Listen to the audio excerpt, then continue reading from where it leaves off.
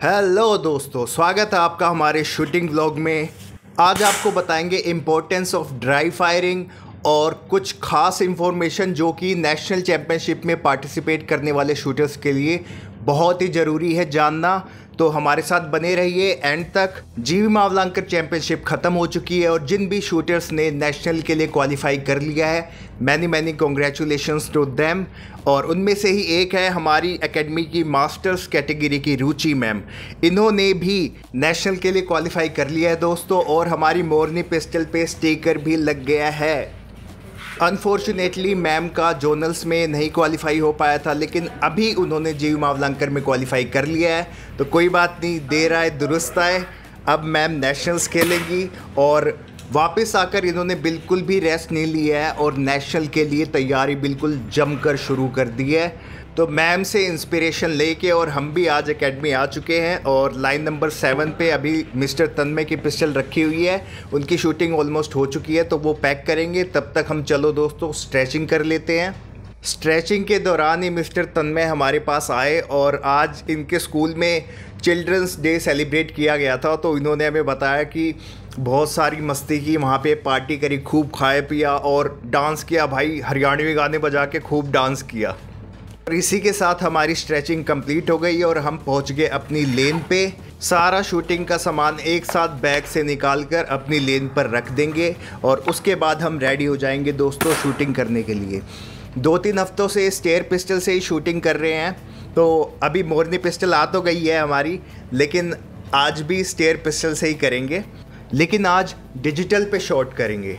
और दोस्तों ये जो प्रोसेस आप देख रहे हो अभी स्क्रीन पे कि हम जो है आइज़ क्लोज करके सिर्फ हैंड से एम करते हैं अपने टारगेट की तरफ, तो ये प्रोसेस करना दोस्तों बहुत ही ज़्यादा ज़रूरी है। कई शूटर्स को मैं नोटिस करता हूँ कि वो सिंपली जो है अपनी पिस्टल लेके शॉट करते हैं और जब शॉट उनके लेफ़्ट टू राइट आते हैं तब वो इधर उधर शिफ्ट होते हैं। तो ऐसा नहीं करना है दोस्तों। आप शुरू से ही आदत बनाकर चलें कि आप ऐसे पोजीशन लेके और आप एम कर पाएँ कि हाँ आपका हैंड जो है वो बिल्कुल टू द सेंटर है। क्योंकि समटाइम्स जब हम मैच के दौरान ब्रेक लेते हैं और वापस से आकर अपनी लेन पे खड़े होते हैं, तो भले ही हमारा जो पैर का डिस्टेंस है वो बाय मेजरिंग टेप हम एग्जैक्टली खड़े हो जाएंगे, लेकिन बॉडी हल्का सा इधर उधर शिफ्ट हो सकती है आपकी।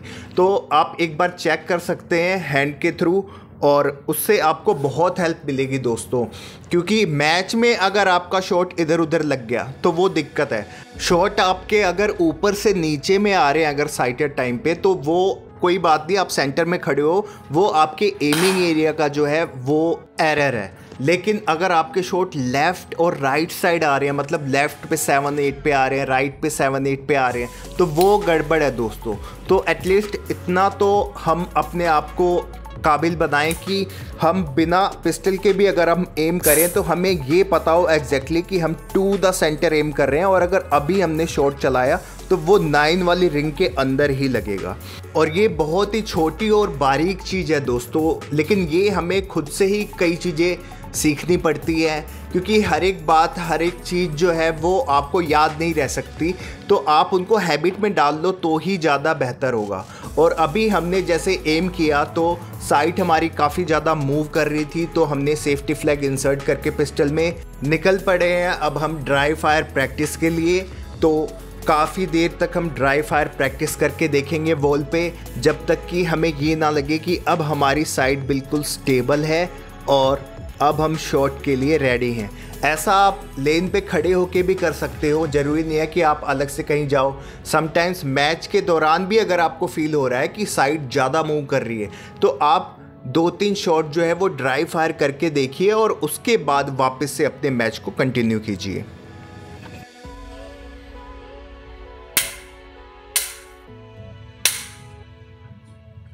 अभी आगे हम आपको ये भी बताएंगे कि ड्राई फायर प्रैक्टिस जो है वो कितनी इम्पोर्टेंट है और कैसे ये होल्डिंग से अलग है और क्या क्या इसके फ़ायदे हैं। क्योंकि कुछ शूटर्स कहते हैं कि वो बहुत देर तक होल्डिंग करते हैं, मतलब ज़्यादा होल्डिंग करते हैं, फिर भी उनकी साइड जो है वो मैच के दौरान काफ़ी ज़्यादा मूव करती है। तो वो आप ड्राई फायर प्रैक्टिस से कैसे इम्प्रूव कर सकते हो, वो सब कुछ डिस्कस करेंगे आगे। अभी फ़िलहाल हम अपना मैच शुरू करते हैं और स्टेयर से डिजिटल पे करके देखते हैं कितना शॉट आता है। क्या स्कोर बनता है हमारा। वैसे पर्सनली हमने ये बात नोटिस की है कि स्टेयर से काफ़ी बढ़िया ग्रुपिंग आती है। मतलब शॉट लगेगा अगर तो बाहर ही चला जाएगा, अदरवाइज 10 पे ही लगेगा। क्या सच में ही ऐसा कुछ है क्या? तो जो भी हमारे स्टेयर पिस्टल शूटर्स देख रहे हैं, कमेंट करके हमें बताइए कि क्या स्टेयर की ग्रुपिंग मोरनी से ज़्यादा अच्छी है। और शॉट के दौरान ही अभी हमने थोड़ा ब्रेक लिया, तो रुचि मैम से हमने काफ़ी सारी बात की, उनका मैच एक्सपीरियंस पूछा कि कैसा रहा उनका गुजरात में जीव मावलंकर चैम्पियनशिप। अभी ऑलमोस्ट सभी शूटर्स घर जा चुके हैं, तो हम ही 2 लोग बचे हुए हैं। और मैम ने भी एक्सपीरियंस पूछा कि अभी पास्ट 2-3 वीक से आप स्टेयर पिस्टल यूज़ कर रहे हो, तो क्या कुछ डिफरेंस लगा आपको। तो मैंने उनको कहा कि कुछ खास डिफरेंस हमें तो फील नहीं हुआ, क्योंकि शॉट जो है वो हमारे इससे भी अच्छे ही आ रहे हैं। इसके बाद मैंने मैम से पूछा, क्योंकि अब वो नेशनल के लिए क्वालिफाई हो चुकी है, तो क्या वो नेशनल चैम्पियनशिप इस साल खेलेंगी। तो मैम ने कहा कि अभी सोच में पड़े हैं, बाकी आगे देखते हैं, फॉर्म तो फिल करेंगे ही।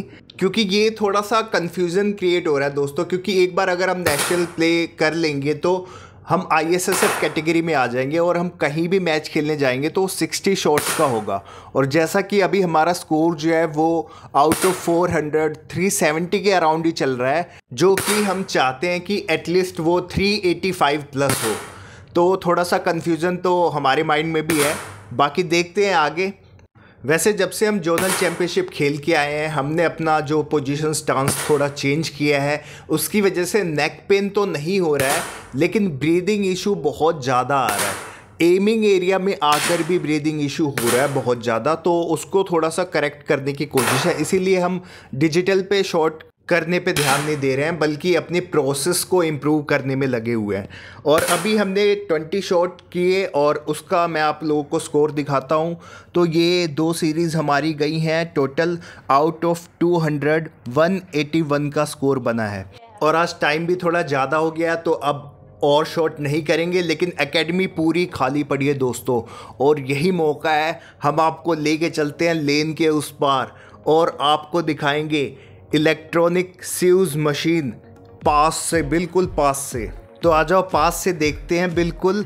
और इस साइड से एकेडमी कुछ ऐसी दिखती है, और अभी तो खाली है, तो हमें इतना कुछ लग नहीं रहा है। बाकी जब सभी शूटर्स खड़े होते हैं ना, और सीज फायर करके जब हम इस पार आते हैं, तो बहुत ही ऑकवर्ड फील होता है भाई। और ये देखिए, ये हमारी सीव्स डिजिटल मशीन है, और अब हम इसको आपको बिल्कुल ओपन करके दिखाएंगे। तो ये हमने लाइट स्विच ऑफ करके, और फ्रंट से तो ये कुछ ऐसे दिख रही है, लेकिन साइड से ये जो स्क्रू हैं ये इनके सपोर्ट से रुकी हुई है। बाकी ये पीछे टेम्पलेट्स हैं, राइफल पिस्टल दोनों के। पिस्टल वालों की टेम्पलेट की तो हालत ख़राब है भाई। बाकी अब इसको ओपन करते हैं, और अब आपको दिखाएंगे कि ये अंदर से कैसी दिखती है। तो इसको बिल्कुल केयरफुली ओपन कर लिया है हमने, और ये देखो दोस्तों, अंदर से ये मशीन कुछ ऐसी दिखती है, और ये ऐसे फ्रंट में खुलती है हमारी मशीन। और ये जो आप एरिया देख रहे हो, ये सिल्वर कलर का, यहाँ पे पैलेट्स आके हिट होती है। टारगेट का जो होलो एरिया है, बीच वाला सर्कल, उससे जब क्रॉस होती हैं तो ये यहाँ पे आके गिरती है। और ये कुछ पार्टिकल्स जो पैलेट्स के पड़े हुए हैं, ये देखो आप, बिल्कुल निशान पड़ गया है। और जो पैलेट आके यहाँ पे हिट होती है, वो कहाँ पे जाती है, वो जाती है दोस्तों यहाँ नीचे। इतनी सारी पैलेट्स इकट्ठी हो रखी है, देखो हर एक डिजिटल के नीचे। और अब टेम्पलेट को देख लेते हैं। ये हमने रबड़ बैंड इसलिए लगाया हुआ है क्योंकि बिगिनर शूटर्स, और हम भी तो बिगिनर ही हैं क्योंकि हम भी बाहर मार देते हैं, तो जब बाहर मारते हैं तो कार्ड थोड़ा सा, टेम्पलेट कार्ड थोड़ा हिल जाता है, तो इस वजह से कई बार शॉट जो है वो शो नहीं करता। इसलिए रबड़ बैंड से इसको टाइट कर रखा है ताकि जो है वो मूव ना हो। तो ये ईजिली ऐसे निकल जाता है। और ये जो चारों तरफ आप पिंस देख रहे हो, इस पे ही टेम्पलेट कार्ड को प्लेस किया जाता है। तो चाहे पिस्टल का टेम्पलेट कार्ड हो चाहे राइफल का, दोनों का आप देखो सेम है पिंस की जगह। बाकी अंदर का ही जो सर्कल साइज है वो छोटा बड़ा है। तो आओ इसको वापस से लगा देते हैं। ये हमने इजीली जो है पिंस में इसको प्लग करके अब वापस से इसके ऊपर रबड़ बैंड लगा देंगे। तो ये आपको मैंने अंदर से दिखाई सीव्स मशीन कैसे दिखती है। ये ऑफ करके दिखाइए, एक बार आपको ऑन करके भी दिखाऊंगा। इसके जो सेंसर्स लगे हुए हैं आप देख सकते हो, बहुत सारे सेंसर्स हैं ये पीछे भी, और मैं आपको फ्रंट में भी दिखाऊंगा। पहले इस बॉक्स को जो है बंद कर देते हैं अच्छे से, आराम से। तो ये देखा आपने कितनी इजीली इसका बॉक्स ओपन और क्लोज हो जाता है। और मैं आपको दिखाता हूँ, इसके ऊपर प्रॉपर एक हैंडल भी दिया हुआ था इसको ओपन और क्लोज करने के लिए, लेकिन वो हमारे शूटर्स ने लगता है इस पे भी 10x मार दिया। इसके बाद जैसे ही स्विच ऑन करते हैं तो ये थोड़ा टाइम लेती है और उसके बाद लाइट्स जो है वो ऑन हो जाती है। और ये आपको कॉर्नर में दिख रहे होंगे दोस्तों कितने सारे सेंसर्स लगे हुए हैं। तो जैसे ही पैलेट जो है वो टेम्पलेट कार्ड के पास पहुंच के क्रॉस करती है ये शो करता है। और सेम राइफल का भी है, बस टेम्पलेट का फ़र्क है, बाकी मशीन तो सेम है। अब तो हम भी काफ़ी ज़्यादा फ्रेंडली हो गए इन मशीन से, वरना स्टार्टिंग में तो बहुत डर लगता था। तो ये इन्वेस्टिगेशन चली रही थी, तभी हमारे पास यशु आए और इनसे पूछते हैं ये बॉक्सिंग सीख रहे हैं भाई। आगे बढ़कर मैं भी उन पे गिरा हुआ था और वहाँ पे लग गई। दिखाना। अच्छा हाँ, बॉक्सिंग सीख रहे हो आप हैं? तो इस दिन तो हम पैक करके निकल गए और हमारे कॉलेज एग्ज़ाम चल रहे थे, तो 2 दिन एकेडमी नहीं आ पाए, लेकिन होल्डिंग प्रॉपर कर रहे थे। लेकिन जब वापस से हम एकेडमी आए तो हमने देखा भाई नया बैनर लग गया है, ये अभिनव शूटिंग स्पोर्ट्स एकेडमी, हमारी एकेडमी का नया बैनर लगा और ये कुछ ऐसा दिख रहा है बाहर से। मज़ा आ गया भाई, बढ़िया लग रहा है, एकदम नया लुक आ गया एकेडमी का। फिर जैसे ही हम अंदर पहुँचे हमने देखा मिस्टर वासु वहाँ पर डिजिटल पर शॉट कर रहे थे। और एक आपको इंटरेस्टिंग स्टोरी बताता हूँ दोस्तों कि जब स्टार्टिंग में ये आए थे मिस्टर वासु, तो इनकी सिस्टर हैं वंशिका, वो सिर्फ देखने आई थी, शूटिंग के पर्पज़ से वासु सीखने आए थे। लेकिन जब इन्होंने देखा तो इनको बहुत ही अच्छा लगा शूटिंग स्पोर्ट और इन्होंने भी ज्वाइन कर लिया। और ये अब इतना बढ़िया शूटिंग करने लगी है कि अभी रिसेंटली जो SGFI चैम्पियनशिप हुई थी school games federation of India की तरफ से, उसमें अंडर 17 में राइफल शूटिंग में इन्होंने गोल्ड मेडल जीता है दोस्तों। और इससे पहले भी ये बहुत बार गोल्ड मेडल जीत चुकी है, मेडल्स बहुत सारे हैं इनके पास। जब से हमने एकेडमी ज्वाइन करी है तब से ही सुन रहे हैं मेडल्स आ रहे हैं, मेडल्स आ रहे हैं। ये राइफल वाले बहुत मेडल लेके आते हैं भाई, ये कहीं भी जाते हैं ना चैम्पियनशिप में पक्का 1-2 मेडल ज़रूर लेके आते हैं। और सिर्फ इन्होंने ही नहीं, हमारी एकेडमी की ये एक और राइफल शूटर है, इनका नाम भी वंशिका है और इन्होंने अंडर 19 कैटेगरी में सेम SGFI चैम्पियनशिप में ब्रॉन्ज मेडल जीता है दोस्तों। Many congratulations to our elite shooters. और ये अभी आप जो देख रहे हो ये मिस्टर आयुष की पिस्टल है, ये जा रहे हैं इंडिया ओपन कंपटीशन के लिए भोपाल, और वहाँ पर जो है I hope he will qualify easily. और ये इनका पिस्टल बॉक्स देख लो आप, काफ़ी फैंसी लग रहा है। और यहाँ पर हमारे मिस्टर अंश बैठे हुए हैं, ये फिल कर रहे हैं मिस्टर आयुष का जो पिस्टल सिलेंडर है उसको। और लुक देख लो, आज इनका बिल्कुल एलन वॉकर लुक में आए हुए हैं। तो आज हम इधर उधर घूम रहे थे और शूटिंग शुरू करेंगे, बट उससे पहले हमने सोचा नेशनल्स के फॉर्म फिलअप कर ले, तभी शूटिंग के लिए खड़े हो। तभी हम राइफल शूटर्स के पास पहुँचे और उनसे हमने पूछा कि ये आपने जो है साइट के ऊपर ये लेंस क्यों लगाया हुआ है और इससे क्या फ़ायदा मिलता है। तो उन्होंने हमें बताया कि जिन शूटर्स के स्पेक्स लगे हुए हैं वो इसको यूज़ कर सकते हैं, और वो अगर इसको यूज़ कर रहे हैं तो उन्हें स्पेक्स लगाने की ज़रूरत नहीं पड़ती। लेकिन उन्होंने बताया कि अगर आप लेंस लगा रहे हो तो मेक श्योर कि आपका जैसे 2 नंबर का चश्मा है तो आप 2.25 नंबर का इसको यूज़ करो, उससे काफ़ी साइड जो है क्रिस्प एंड क्लियर मिलेगी। तो ये एक हैक बताया भाई हमारे प्रो राइफल शूटर ने, और आपको इस बारे में अगर आइडिया है तो आप भी हमें बता सकते हो कमेंट्स में। और अब फाइनली जो आप स्क्रीन पर देख रहे हैं वो हम नेशनल शूटिंग चैंपियनशिप का फॉर्म फिल कर रहे हैं। तो आइए आप लोगों को भी बताते हैं कि कैसे। तो NRAI की वेबसाइट पर जब आप अपनी आईडी से लॉगिन करेंगे तो सिंपली जो है नेशनल चैंपियनशिप पिस्टल या राइफ़ल जो भी आप इवेंट प्ले करते हो उस पर क्लिक कीजिए। फिर ये फॉर्मेट आपके सामने आ जाएगा। फिर यहाँ पर आप जिस भी कैटेगरी में होंगे, under 17, 19, junior, senior, masters, what it is, but उसके साथ एक और ऑप्शन दिखेगा सिविलियन का। तो सिविलियन वाला जो ऑप्शन है वो हमें ऑप्ट नहीं करना है, क्योंकि हमें अगर नेशनल ट्रायल्स खेलने हैं तो हम नेशनल वाले पे क्लिक करेंगे, उसको ऑप्ट करेंगे। तो इस बात का थोड़ा ध्यान रखिएगा कि आप नेशनल वाले ऑप्शन को ही चूज़ करें अगर आप नेशनल ट्रायल्स के लिए आगे खेलना चाहते हैं। तो ये सब प्रॉपरली चेक करने के बाद जब आप नीचे आएंगे तो चेक बॉक्स पे क्लिक करके जब आप आगे प्रोसीड करेंगे तो आपके सामने ये अंडरटेकिंग आएगी, और उसके बाद जब आप आगे प्रोसीड करेंगे तो आपके सामने जो है पेमेंट का ऑप्शन आएगा।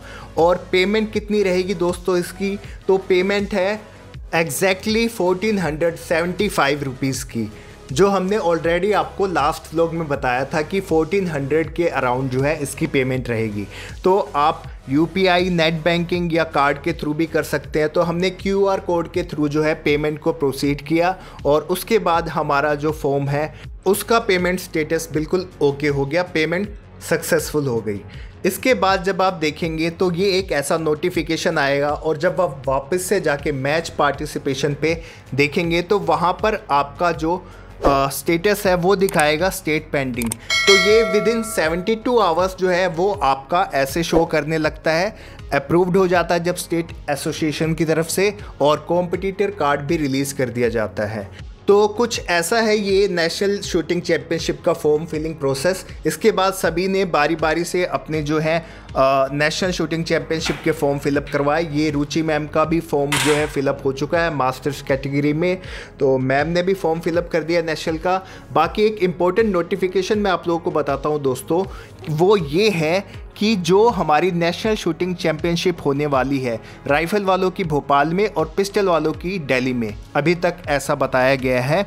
तो जैसे ही इनकी एंट्री क्लोज होगी, आप जो है एक डिटेल फिलिंग का फॉर्म आएगा, वो आपको फिल करना होगा अगर आप चाहते हैं कि मनचाही डेट पे आपकी जो है डिटेल हो, उसी दिन आपका मैच हो। तो बिल्कुल तैयार रहिएगा और उस डिटेल फॉर्म को ज़रूर भरिएगा अगर आप चाहते हैं कि आपके कन्वीनियंस के अकॉर्डिंग जो है आपका मैच हो उसी दिन हो। तो आइए देखते हैं एंट्रीज क्लोज कब हो रही है और कब हमारा डिटेलिंग फॉर्म जो है वो आएगा।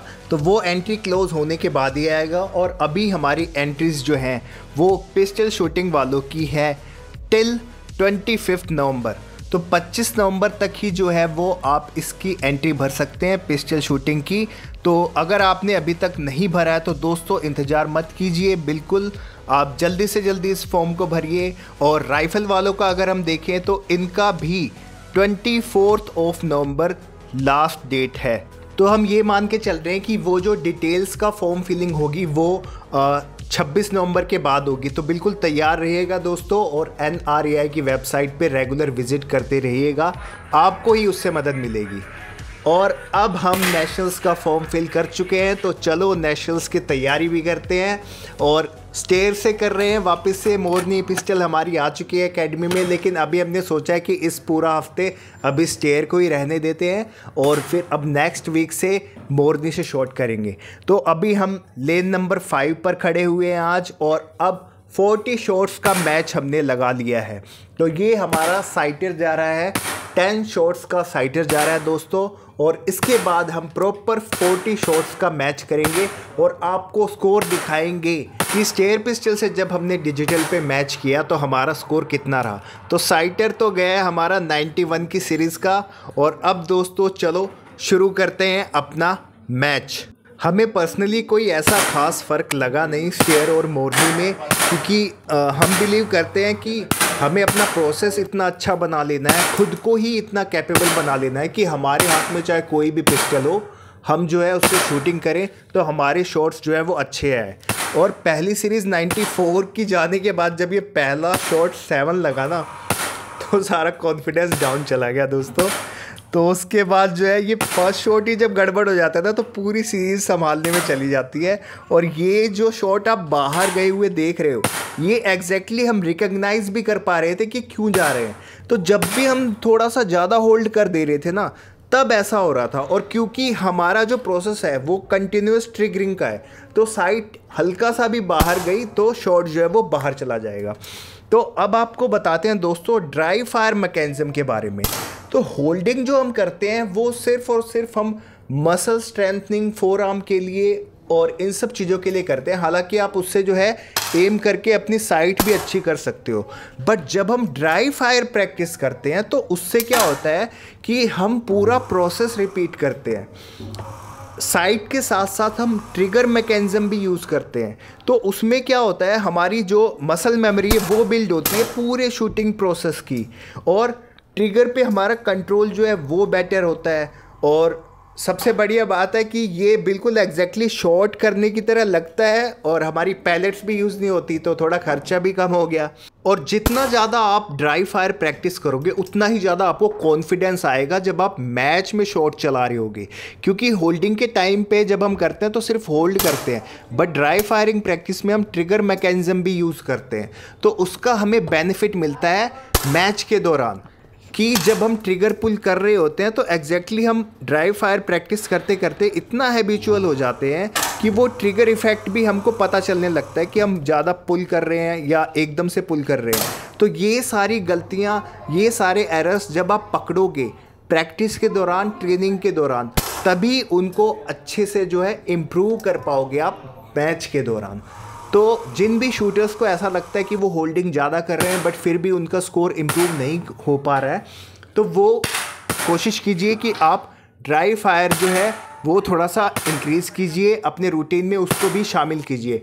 होल्डिंग आप जितनी करते हैं वो अच्छी बात है, बट उसके साथ साथ ड्राई फायर प्रैक्टिस को भी ज़्यादा से ज़्यादा टाइम दीजिए। और ये अब हम तीसरी सीरीज़ की तरफ चल चुके हैं दोस्तों, और हमारी सीरीज़ जो है वो ऑलमोस्ट अच्छी जा रही थी, बट काफ़ी सारे शॉट्स हमें कैंसिल करने पड़े। तो इसलिए फिर हमने जब देखा ग्रिप जो छोड़ी, तो हमने देखा कि काफ़ी ज़्यादा स्वेट हो गया था ग्रिप पे, तो हमने उसको अच्छे से साफ़ किया, हैंड्स को जो है साफ़ किया, और उसके बाद वापस से अब आप शॉट कर रहे हैं। और अब ये आप जो देख रहे हो ये लास्ट सीरीज़ है हमारी, और सब कुछ परफेक्ट जा रहा था, तभी एक शॉट जो है वो ब्लैक सर्कल के बाहर हिट हो गया। और ये ऐसा इसलिए हुआ है दोस्तों क्योंकि हमारी जो ट्रिगरिंग प्रोसेस है वो कंटिन्यू है, और ब्रीदिंग इशू अभी चल रहा है, उसको हम इम्प्रूव करेंगे जल्दी से, और कोशिश रहेगी कि बेहतर से बेहतर स्कोर मारे। तो फाइनली जो हमारा स्कोर बना है वो बना है आउट ऑफ 400 366। Good enough. थोड़ा सेकंड सीरीज़ और फोर्थ सीरीज़ थोड़ा गड़बड़ होगी, बट अच्छा है। स्टेयर पिस्टल से 366 का स्कोर आ रहा है, तो हम तो खुश हैं बिल्कुल। बाकी ये ऐसी ग्रुपिंग रही है आज की, और ये कुछ शॉट्स जो हमारे लगे, ये जो 6 लगा ना, ये नहीं लगना चाहिए था, ये थोड़ा सा गड़बड़ है, इसको ठीक करना पड़ेगा। और 35 मिनट का हमने टाइम लगाया था 40 शॉट्स के लिए, जिसमें से अभी 1.5 मिनट बच गया है। और हमारे जस्ट पीछे मिस्टर वासु शूटिंग कर रहे हैं, और आज इन्होंने 2-3 मैच कर दिए भाई एक दिन में, मतलब पूरी डेडिकेशन से शूटिंग कर रहे हैं। ये बहुत अच्छी बात है, और बिल्कुल करनी ही पड़ेगी। अगर कुछ पाना है तो उसके लिए मेहनत भी करनी पड़ेगी, और थोड़ी सी मेहनत आप भी कर दीजिए दोस्तों। हमारी इस वीडियो को अपने दोस्तों में शेयर कर दीजिए, लाइक कीजिए, कमेंट कीजिए। और जाने से पहले मिले हम गुड्डू से। इन्होंने देखो दोस्तों ये क्या बनाया, आपको भी दिखाते हैं। खिलौना बनाया था? अच्छा, ये है क्या, बताओ तो। हाँ, उनसे बनाया था। क्या है, क्या ये, लाओ दिखाओ। कुछ तो होगा ये। हाँ, ये डायमंड है। डायमंड है? ऐसे। ओ, डायमंड रिंग है ये तो, है ना? रिंग है। अच्छा, तो इसके बीच में ये पहनेंगे कैसे? ओके, ठीक है, बहुत अच्छा बनाया आपने तो, कलर भी कर दिया, वाओ। हाँ, टेम्पो कलर किया है। तो ये टेम्पलेट कार्ड से कटिंग करके इन्होंने 24 कैरेट की डायमंड रिंग बना दी है। उसके बाद इन्होंने अपनी ड्राइंग बुक दिखाई, और ये देखकर दोस्तों बचपन की याद आ गई, लेकिन जब टाइम देखा तो घर की याद आ गई। तो चलते हैं दोस्तों, अब मिलेंगे आपसे नेक्स्ट वीक 8 बजे। Till then, bye bye.